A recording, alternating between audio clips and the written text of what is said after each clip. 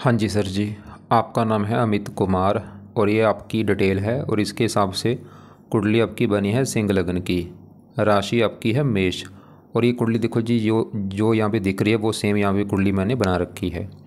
और आपने जो सवाल लिख के भेजे हैं, एक तो आपने बोला है कि सर के ऊपर कर्जा आपके काफ़ी हो चुका है और आपका काम धंधा चल नहीं रहा, काफ़ी आपको लॉस हो रहा है पिछले कुछ सालों से, और इस साल से आपको ज़रा दिक्कत आ रही, क्यों ऐसा हो रहा है, कोई समझ आपको नहीं आ रही, क्या करना चाहिए, पूरा आपको मैं विस्तार में समझाऊंगा। सबसे पहले तो आप ये समझो कि ये जो कुंडली होती है इसमें होते हैं टोटल 12 घर। 12 घर मैं लिख देता हूँ, वो आप पहले समझ लो।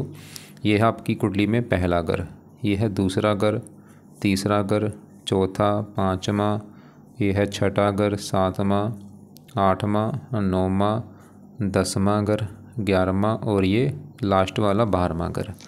अब ये जो 12 घर मैंने लिखे हैं, इन 12 घरों से आपके जीवन के बारे में कुछ ना कुछ पता किया जाएगा। जैसे कि एक तो अब देखो, ये जो पहला घर है, इस पहले घर से हम पता करेंगे आपका शरीर कैसा होगा, हेल्थ आपकी कैसी होगी, स्वभाव, रंग रूप, पर्सनैलिटी, सर मस्तक, पहले घर को देख के हमें पता चलेगा।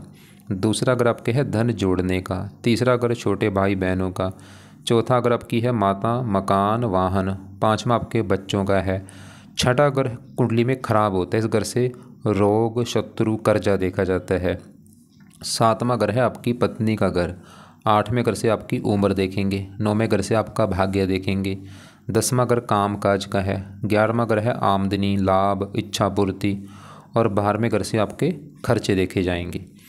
तो आपने भाई यहाँ पे दो बातें मेरी नोट करनी है। पहली बात, ये जो मैंने 12 घर लिखे हैं इनको याद कर लो, और दूसरी बात, इन 12 घरों से जो कुछ देखा जाएगा वो याद कर लो। अब आप ये देखो, आपने इस कुंडली में देखना क्या है वो घर देख लो। मान लो आपने देखना है अपनी पत्नी के बारे में, तो पत्नी का घर है 7वां घर, तो 7वें घर से देखेंगे आपकी पत्नी कैसी होगी। और 7वें घर में क्या लिखा है, 11, 11 है कुंभ राशि, मालक बना ये शनि, तो आपकी पत्नी के लिए हमें 7वें घर के मालक शनि को देखना पड़ेगा। ऐसे ही अगर आपके मान लो धन के बारे में जानना है, कुंडला दूसरा अगर कुंडली में होता है धन का घर, धन की स्थिति दूसरे घर से देखेंगे। दूसरे घर में लिखा है 6, 6 है कन्या राशि, मालक बुध, तो आपके धन के लिए हमें बुध ग्रह को देखना पड़ेगा। तो आपको मेरी बात समझ आ रही होगी कि जो भी कुछ देखना है वो घर देखना है और घर का बना मालक देखा जाता है।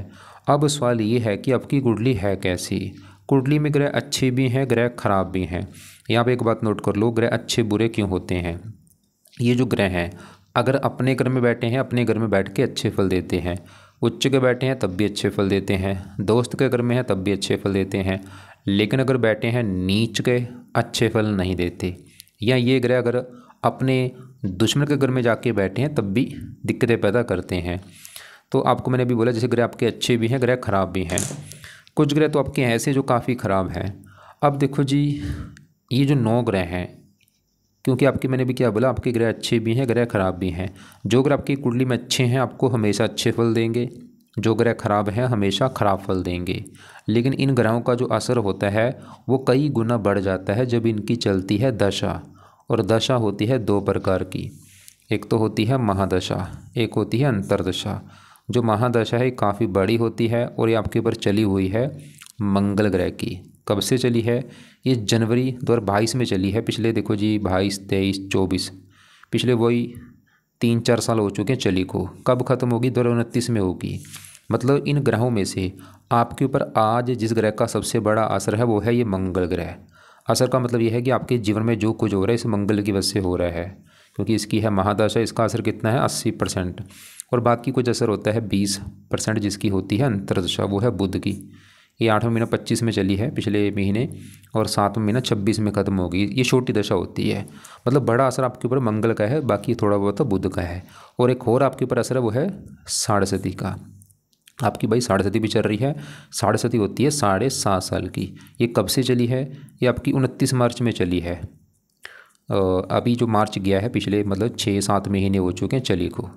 29 मार्च 25 में आपकी चली है साढ़े। और अभी जिसकी मैंने आपको बोला 7.5 साल की, अभी भी देखो वही पिछले, अभी तो 6-7 महीने हुए हैं चली को, अभी तो ये 7 साल चलेगी आपके ऊपर। सबसे पहले मैं साढ़े की बात करूँगा। साढ़े क्या होती है? साढ़े देखो जी, जब आती है 30 साल के बाद आती है लाइफ में। 30 साल होने के बाद ये फिर आती है साढ़े। इसमें होता क्या है? इसमें ये शनि की साढ़े होती है।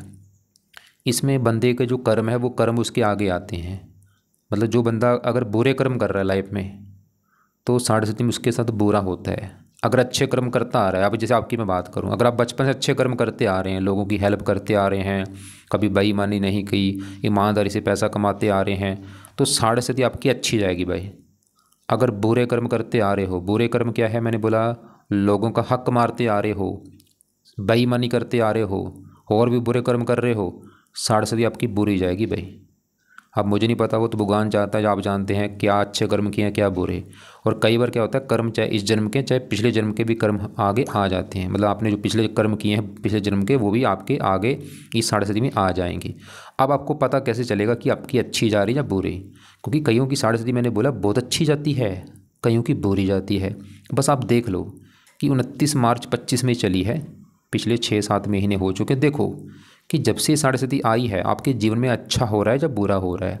अगर तो आपको लग रहा है कि भाई जब से साढ़े आई बल्ले बल्ले हो रही मेरी लाइफ में, अगर आपको लग रहा है काम धंधा बहुत अच्छा चल रहा है, फिर तो साढ़े दे रही है अच्छे फल। लेकिन अगर आपको लग रहा है कि नहीं भाई बुरा हाल हो रहा है पिछले कुछ महीनों से, तो साढ़े भाई बुरे फल दे रही है। वैसे तो आपने बता ही दिया था कि इसी साल से आपको दिक्कतें आ रही हैं, इसी साल से कर्जा चढ़ रहा है, तो मुझे लगता है ये साढ़े कारण है। वैसे तो आपने बोला था जनवरी से है, क्योंकि इसका असर दिखना वैसे कुछ महीने पहले शुरू हो जाता है भाई। तो मैं ये पूरा कन्फर्म हूँ कि आपकी ये जो साढ़े है यही आपको बुरा हाल आपकी कर रही है। तो भाई क्योंकि अब सवाल की करना क्या है, क्योंकि साढ़े शनि की है तो शनि के आपको उपाय करने पड़ेंगे। तो क्या उपाय हैं? पहला उपाय है शनि मंदिर जाना शुरू कर दो भाई। कब जाना है? अगर घर के आसपास शनि मंदिर है, रोजाना चले जाओ, दूर है तो शनिवार को जरूर जाओ, वहाँ पे माथा टेक के आओ।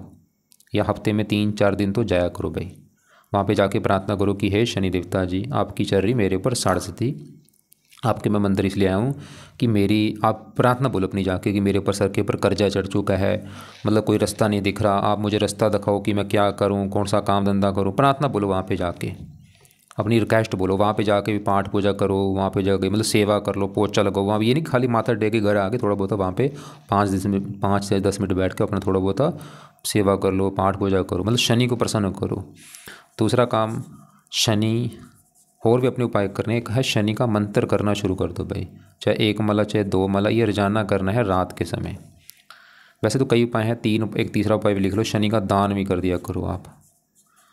और तो 3 उपाय हो चुके हैं। वैसे तो मैं फिर बोल रहा हूँ यहाँ पे कई उपाय हैं। मेन आपका एक तो है मंदिर जरूर जाना है, शनि का मंत्र भी आपने जरूर करना है, रात को माला से करना है, चाहे 1 माला चाहे 2 माला। क्या मंत्र है? ओम शम शनिश्चराय नमः। शनिवार को शुरू करना संकल्प लेके, जैसे आज शनिवार है चाहे आज से शुरू कर लो, चाहे अगले शनिवार से कर लेना। संकल्प ये लेना कि हे शनि देवता जी, मेरा नाम अमित कुमार है, जात ये है, गोत ये है, आपकी चल रही मेरे ऊपर साढ़े। प्लीज़ आपका बुरा फल मुझे ना मिले, मेरा काम धंधा दोबारा चलना शुरू हो जाए, मेरा कर्जा उतरे, मुझे एक रास्ता दिखाओ। तो इसलिए आपका मैं आज से रोजाना मंत्र अब किया करूँगा और शनि मंदिर जाके दान भी किया करूँ। दान की वीडियो आपको भेज दूँगा।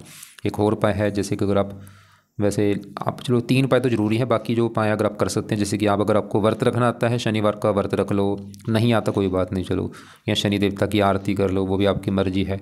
3 उपाय तो मैं ज़रूर बोलूँगा। एक चौथा उपाय भी लिख लो, अगर आप इसके लिए हनुमान जी की पूजा उपासना कर लिया करो भाई, उससे भी शनि अच्छा होता है। हनुमान जी का पाठ पढ़ा करो, हनुमान जी के मंदिर जाओ। अब हमने क्या देखा कि आपके ऊपर चल रही है साढ़े पिछले मार्च से, और मैंने क्या बोला ये प्रैक्टिकल होता है कि अगर कईयों की अच्छी जाती है जब आती है, कईयों की बुरी। वो आप वैसे आपकी दिक्कतें आ रही तो मुझे लग रहा है कि साढ़े आपको दिक्कतें दे रही है। अब क्योंकि आपकी बड़ी दशा चल रही है मंगल की, पिछले ये तो देखो जी 3-4 साल हो चुके हैं चली को, और अभी 29 में ख़त्म होगी। अब इस मंगल को जानते हैं कि ये कैसा है। और मंगल आपका बैठा है यहाँ पे 10वें घर में। अब 10वां घर पहले समझो किसका है? 10वां घर कुंडली में काम काज का होता है, जो आप नौकरी या कारोबार करेंगे। 10वां घर, 10वां घर पिता का भी है, सरकारी कामों का है, मान प्रतिष्ठा का है। अभी जो 4 चीज़ें मैंने बोली 10वें घर से देखेंगे। और फार्मूला है घर का मालक। देखो 10वें घर में क्या लिखा है? 2 वृष राशि, मालक ये शुक्र। तो शुक्र को देख के हमें 10वें घर के बारे में पता चलेगा। और शुक्र के अलावा 10वें घर में मंगल को भी देखना पड़ेगा। तो पहले मंगल की बात करेंगे। अब सवाल ये कि मंगल अच्छा है या बुरा है? देखो जी, आपको मैंने पहले क्या बोला था, ये जो ग्रह हैं अगर नीच के हैं या दुश्मन के घर में बैठे इनको अच्छा नहीं माना गया। मंगल बैठा है 10वें घर में, वैसे तो मंगल 10वें घर में अच्छे फल देता है, लेकिन यहाँ पे गड़बड़ हो चुकी है, दो गड़बड़ें हो चुकी हैं। एक तो मंगल 10वें घर में बैठा है यहाँ पे शुक्र घर में, और ये शुक्र को अपना मानता है दुश्मन। दुश्मन के घर में आके बैठा है, दुश्मन के घर का अच्छा तो करेगा नहीं, बुरा करेगा। और दूसरा ये अस्त बैठा है, मृत बैठा है, मतलब मंगल आपका भाई 10वें घर को लेकर दिक्कतें पैदा करेगा। 10वां घर किसका है, काम काज। तो ये मंगल कुछ ना कुछ आपके काम काज में दिक्कतें पैदा करेगा। और आप चाहिए ये भी चाहे देख लो, पिछले 3-4 साल हो चुके हैं चली दशा कि जब से मंगल की दशा आई कुछ ना कुछ काम काज में दिक्कतें आ रही होंगी। पिता का घर है, पिता संबंधी दिक्कतें आना, सरकारी कामों में दिक्कतें आना। 10वां घर मान प्रतिष्ठा का मानहानि भी करता है ये मंगल। और मंगल इस कुंडली में इसके अपने 2 घर हैं, बैठा इस घर में आके है, लेकिन अपने 2 घर कौन से हैं। एक तो ये जो 9वां घर है, ये 9वां घर है भाग्य घर। आपका भाग्य देखना है, 9वां घर, 9वें घर में एक लिखा है मालक मंगल, तो भाग्य से कौन है, मंगल। क्योंकि शत्रु राशि में बैठा अस्त भी है, तो भाग्य पूरी तरह से साथ नहीं देगा इस मंगल की दशा में। और मंगल चौथे घर का भी मालक है, जहाँ पे 8 लिख रखा है मालक मंगल। चौथा घर है माता, मकान, वाहन। तो मंगल आपको मकान, वाहन, भूमि, संपत्ति इनको भी लेकर दिक्कतें परेशानियाँ पैदा करेगा। तो हमने क्या देखा, एक तो आपकी जो दिक्कत आ रही है वो बड़ा कारण साढ़े है, दूसरा कारण ये मंगल भी है। लेकिन ऐसा नहीं कि मंगल बिल्कुल ख़राब है, लेकिन फिर भी बुरे फल तो देगा भाई, अच्छे फल भी देगा लेकिन बुरे फल भी देगा। और वैसे भी देखो जी, जो कर्ज होता है, मंगल कर्ज का कारक है। अगर मंगल कुंडली में अच्छा हो जिसका, उसके सर के ऊपर कर्जा नहीं होता। मंगल जिसका खराब हो उसी के सर के ऊपर कर्जा होता है, क्योंकि मंगल से देखा जाता है कर्जा। तो यहाँ पे भी कारण बन चुका है कर्जा होने का मंगल। तो अब मंगल के उपाय आप करो। अब मंगल के उपाय जो आपने करने हैं वो है, आप सुबह के टाइम में ये करना। पहला है मंगल का मंत्र आप किया करो भाई। और ये मंत्र आप चाहे 1 माला कर लो, 2 कर लो, 3 कर लो, सुबह बैठ के। और ये शुरू करना मंगलवार के दिन, संकल्प लेके शुरू करना। जैसे आज शनिवार है तो अभी जो मंगलवार आएगा, मंगलवार सुबह के टाइम संकल्प लेना कि हे मंगल देवता जी, मेरा नाम ये है, जात मेरी ये है, गोत मेरी ये है। मंगल देवता जी, मेरे ऊपर आपकी चल रही है बड़ी महादशा पिछले 3-4 साल से, और आप मेरे काम काज के घर बैठे, मुझे काम काज में भारी दिक्कतें आ रही हैं। प्लीज़ मेरे काम काज की दिक्कतें दूर हो, मेरा काम धंधा चलना शुरू हो। और मेरे सर के ऊपर हो चुका है कर्जा, और कर्जा आपसे देखा जाता है मेरा कर्जा जो है वो उतर जाए, तो इसलिए आपका मैं आज से रोजाना मंत्र आप किया करूँगा। तो मंत्र भाई माला से करो सुबह के टाइम, और ये भी आपकी मर्जी है, जितनी माला कर सकते हो करो। मंत्र क्या है, ओम अंग अंगारकाय नमः, ओम अंग अंगारकाय नमः। ये मंत्र आपने करना है। इसके वैसे और भी उपाय हैं अगर आप कर सकते हैं। दूसरा तो है हनुमान जी, इसके हैं देवता भाई। मंगल जो है ये देवता, इसका भी आगे देवता हनुमान जी है। तो हनुमान जी के मंदिर जाना शुरू कर दो रोजाना हो सके। हनुमान जी के जो पाठ है वो पढ़ा करो चेंज करके। आज हनुमान चालीसा पढ़ लिया, कल संकट मोचन पढ़ लो, परसों बजरंग बाण पढ़ लो, चौथे अंगार का स्रोत पढ़ लो। ऐसे पाठ चेंज करके पढ़ा करो। तो ये मंगल के 2 उपाय तो जरूर करने। इसके भी और भी उपाय जैसे अगर आप कर सकते हैं, एक तीसरा उपाय वैसे लिखो, वो है क्योंकि कर्जा आपके सर के ऊपर चढ़ा है, तो कर्ज एक ऋण है, पाठ है ऋण मोचन मंगल स्रोत का पाठ। ऋण मोचन मंगल स्रोत आपने सुना भी होगा, सुनने से लग रहा है। देखो ऋण मोचन मतलब कर्जा उतारने का ये पाठ है, ऋण मोचन मंगल स्रोत। ये पाठ छोटा सा पाठ है, 2-3 मिनट का पाठ है। रोजाना ये पाठ पढ़ना है या इसको सुनना है। और ये पाठ कम से कम 4-5 पाठ पढ़ा करो भाई, और हो सके सुबह शाम पढ़ो या सुबह टाइम रख लो। चलो सुबह के ही टाइम। तो ऋण मोचन आपने जो मैंने बोला है, ऋण मोचन मंगल लिख लो अपने पास, ऋण मोचन मंगल स्रोत का पाठ। चाहे 1 बार पढ़ो, 2 बार पढ़ो, चाहे 4-5 बार पढ़ो। वैसे ज़्यादा पढ़ोगे ज़्यादा फ़ायदा होगा भाई। सुबह के टाइम वो पाठ पढ़ना है, रोजाना पढ़ना है या सुन लिया करो, चाहे पढ़ना है चाहे सुनना है। तो अब बाकी ग्रहों की आपके देखो आपको समझ आ चुकी है दिक्कत क्यों आ रही है। एक तो कारण है शनि की साढ़सती, असर दिखना उसका पहले शुरू हो जाता है कुछ महीने से। अगर मार्च से दिक्कत आ रही है, वैसे तो चली है मार्च में, लेकिन आपने बोला था जनवरी से दिक्कत आ रही है, क्योंकि असर पहले दिखना शुरू हो जाता है। दूसरा कारण मंगल भी अस्त बैठा है, दुश्मन के घर में बैठा है, काम का जगह में बैठा है, भाग्यश भी है, भाग्य साथ नहीं दे रहा। बाकी देखो जी और ग्रह आपके बाकी सभी ग्रह मैं एक बार कवर कर देता हूँ। जैसे कि यहाँ पे 9वें घर में चंद्रमा, सूर्य, बुध। अब सूर्य की अगर बात करूँ, सूर्य तो आपका है अच्छा, क्योंकि सूर्य यहाँ पे 9वें घर में जो 1 लिखा है मेष राशि में उच्च का बैठा है। सूर्य क्यों अच्छा है, उच्च का बैठा है, क्या अच्छे फल देगा। सूर्य का अपना घर है ये पहला घर, पहला घर, क्योंकि यहाँ पे 5 लिखा है मालक सूर्य। पहले घर से आपका शरीर, सेहत, स्वभाव, रंग रूप, पर्सनैलिटी, सर मस्तक देखेंगे। और पहले घर का मालिक सूर्य उच्च का है, मतलब सूर्य फिर भी आपके शरीर को अच्छा रखेगा, हेल्थ अच्छी, स्वभाव, रंग रूप, पर्सनैलिटी, सर मस्तक अच्छा। और सूर्य की दशा अच्छी जाएगी। सूर्य 9वें घर में बैठा है भाग्य घर में, मतलब सूर्य की दशा में आपका फिर भी भाग्य साथ देगा, आप चाहे देख लेना। और सूर्य के साथ यहाँ पे चंद्रमा भी ठीक ठाक है तो 12वें घर का स्वामी, लेकिन मंगल की राशि है, मित्र राशि में बैठा है, ये भी चलो भाग्य के लिए अच्छा है। लेकिन यहाँ पे जो बुध बैठा है ये भी थोड़ा सा, क्योंकि देखो बुध जो है ये यहाँ पे मंगल ग्रह में बैठा है और ये भी मंगल को अपना दुश्मन मानता है। जैसे अब बुध जो है ये एक तो है धन का मार्ग, जो आपको मैंने बोला भी था, दूसरा अगर खासकर धन जोड़ने का होता है, कितना धन जोड़ेंगे। दूसरे घर में 6 लिखा है, मालक बुध भाग्य घर में बैठा है। वैसे तो धन भाग्य घर में, बुध वैसे ये दिखा रहा है कि आपको भाग्यवंशी धन मिलेगा, लेकिन दूसरे घर से 8वें घर में बैठा है। चलो इसको भी ज़्यादा सीरियस मत लो, क्योंकि देखो, क्योंकि एक होता है एक होता है कि बंदा रातों रात अमीर बन जाना, कि लॉटरी लगी बंदा अमीर बन गया। एक होता है रातों रात गरीब बन जाना, लॉस हो जाना। लेकिन आपने मुझे बोला था आपको जो दिक्कत ज़्यादा आई वो स्टॉक मार्केट में आई है, क्योंकि वो काम ऐसा है कुछ दिन में बंदा लॉस हो चुका है, पूरी तरह से घाटा हो गया। कई बार क्या होता है काम चल जाता है, और ये काम कौन सा है, ये राहु का काम होता है। आपने देखा होगा ऐसे बंदे होते हैं रातों रात रोड पे आ चुके हैं, और कई ऐसे होते हैं रातों रात अमीर बन चुके हैं। ये किसकी खेल है, राहु की खेल होती है। और राहु कहाँ बैठा है, 11वें घर में, और 11वां घर होता है लाभ का घर, आमदनी, इच्छा पूर्ति। राहु देखो जी 11वें घर में बैठा है और यहाँ पे उच्च का बैठा है, मतलब सवाल है कि राहु अच्छा है या बुरा है तो अच्छा, क्योंकि उच्च का बैठा है भाई। मुझे तो दिख रहा है अच्छा है, मुझे राहु अच्छा दिख रहा है 2 कारणों से।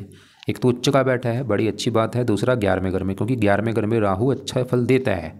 क्या अच्छे फल देता है, जो मैंने देखा है, राहु जब भी 11वें घर में उच्च का बैठा हो, ऐसे लोगों को शेयर बाजार, सट्टा, लॉटरी आदि से काफ़ी धन मिलता है। मैंने देखा है काफ़ी धनी हो जाते हैं। लेकिन ये मैंने क्या देखा, कई बार उल्टा नुकसान भी देता है। दिख तो रहा है अच्छा है, लेकिन कई बार उल्टा नुकसान भी देता है। हाँ, मतलब होता रहता है, ऊंच नीच होता रहता है, कभी घाटा हो गया, कभी अच्छा हो गया। लेकिन देखो जी, मतलब कहीं ना कहीं आपकी ये लाइफ में दिक्कत आने का कारण ये राहु जरूर है भाई, क्योंकि राहु का ये काम है शेयर सट्टा लॉटरी का, और ये जहाँ बैठा है लाभ का घर है। मैंने जैसे बोला, मैंने देखा 11वें घर में राहु जब होता है, चलता चलता मैंने देखा व्यापार बंद हो जाता है, कई बार घाटा हो जाना। बाकी आप प्रैक्टिकल करना, इसकी दशा आपकी पीछे छोटी निकली है, ये देखो गौर से देखना आप। ये दशा इसकी पीछे आपकी चली थी, ये 6वां महीना 22 में चली थी दशा, और 7वां महीना 23 में ख़त्म हुई। आप देखो कि ये समय आपका कैसा गया था, 6वां महीना 22 से लेके 7वां महीना 23 तक।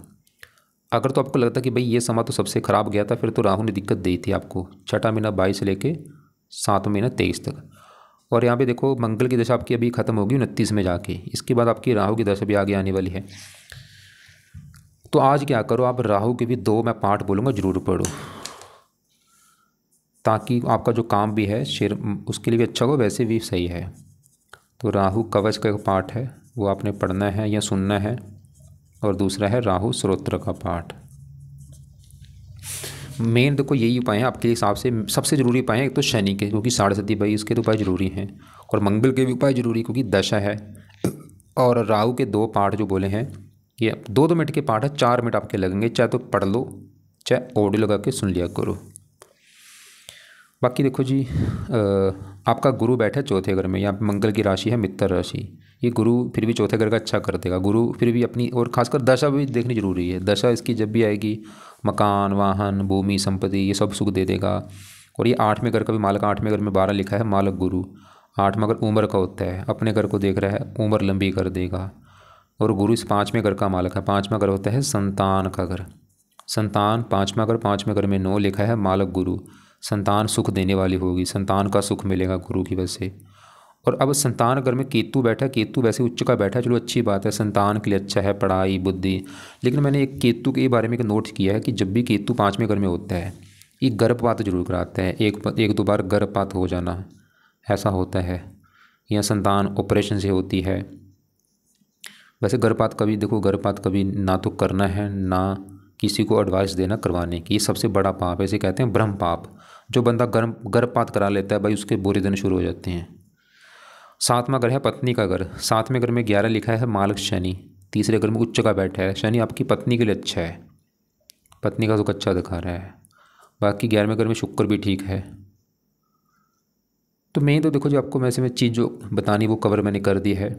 और क्योंकि आपकी मेन दिक्कत ये है कि कर्जा जो चढ़ चुका है उसको कैसे उतारा जाए और काम धंधा दोबारा अच्छा चलना शुरू हो जाए। तो क्या करना है, एक तो पिछले 30 देखो, साढ़े सती अभी जो चली है 30 साल के बाद आई आपकी, तो 30 साल के बाद जो साढ़े सती आई है भाई, इससे बचना ज़रूरी है। तो शनि मंदिर जाना शुरू कर दो। वहाँ पे जाके प्रार्थना किया करो कि हे शनि देवता जी, मेरे से जो गलतियाँ हो चुकी हैं उनकी प्लीज़ मैं माफ़ी मांगता हूँ, बस माफ़ कर दो। जो दिक्कतें आ रही लाइफ की, बुरा हाल हो चुका है, छोड़ दो, अच्छे फल देने शुरू हो जाओ। प्रार्थना करो जाके, वहाँ पे जाके पोछा लगा दो, सफाई कर दो, कुछ बांट दो वहाँ पे प्रसाद। और शनि का मंत्र रोजाना करो, 1-2 माला, शनि का दान करो, हनुमान जी की पूजा उपासना करो। और मंगल के लिए मंगल का मंत्र जो मैंने बोला मंगलवार से शुरू कर लेना, रोजाना करना है। हनुमान जी की जितना हो सकता है पाठ पूजा करो। और जो आपको मैंने बोला है ऋण मोचन मंगल स्रोत का पाठ, और ये जो चीज़ें बोली हैं देखो, कुछ सुबह हैं कुछ शाम को। सुबह क्या बोला है, सुबह जब उठेंगे मंगल का मंत्र, उसके बाद हनुमान जी के पाठ, उसके बाद ऋण मोचन मंगल स्रोत के पाठ, और जब शाम को बैठोगे सूर्य अस्त होने के बाद शनि का मंत्र कर लो। उसके बाद राहु कवच राहु स्रोत के पाठ पढ़ लो। देखो राहु पढ़ने हैं, चाहे पढ़ो चाहे ना पढ़ो, ये मैं आपको इतना ज़रूरी नहीं बोलूँगा, चाहे कोई बात नहीं, रो रहने दो कोई बात नहीं, लेकिन शनि भाई जरूर करना है। शनि का मंत्र भी कर लो, साथ में शनि चालीसा का एक पाठ है वो भी पढ़ सकते हो। शनि देवता की आरती कर लो, हो सके शनिवार का व्रत रखो, कथा करो, हनुमान जी की पूजा उपासना करो, शनि के पास ज़्यादा करो क्योंकि साढ़े सती है। और बाकी राहु का लगता आपके पास आपको लगता है कि भाई टाइम है मेरे पास, मैं कोई बात नहीं कर लूँगा, तो राहु के भी पाठ पढ़ सकते हो, शाम को अपना पाठ पढ़ लो या सुन लो। बाकी आप जितना हो सकता है भाई, आप जो आपको जो माता आपने बोला था, एक माता का नाम लिया था, वो अच्छी लगती है, उसके भी पाठ ज़्यादा पढ़ो, उसका नाम जपा करो, उस माता के आगे प्रार्थना करो, उसका नाम आपने ज़रूर जपना है जितना हो सके, उसको जो मंत्र होगा वो मंत्र जपा करो, माता का मंत्र आप चाहे 2-3 माला जितना हो सकता है वो जपो, उसके आगे प्रार्थना करो कि मुझे कोई एक रास्ता दिखाओ। बाकी देखो जी, हो सके बुरे कर्म से बचो, किसी का हक मत मारना, बेईमानी कभी मत करना, मीट अंडे खाने से बचो, ईमानदार बनो, नाम जरूर जपा करो। नाम मैंने आपको क्या बोला है, जहाँ तो उस माता का नाम जप लो या कोई और भगवान का नाम जप लो, जैसे इसमें से कोई भी नाम रख लो, चाहे कृष्ण जप लो, अल्लाह जप लो, वाहिगुरु जप लो, हरि जप लो, राम जप लो, कोई भी नाम आपने जरूर जपना है, ये भगवान के नाम है, इससे भी आपको फ़ायदा होगा। तो उम्मीद करता हूँ आपको जो समझाया समझ आ चुका होगा। तो बाकी आप ऐसा करना, आपको लग रहा है कि अभी भी कोई बात समझ नहीं आ रही, कुछ पूछना होगा, सवाल लिख के भेज देना। कोई रत्न देखो जी ऐसे धारण मत करना।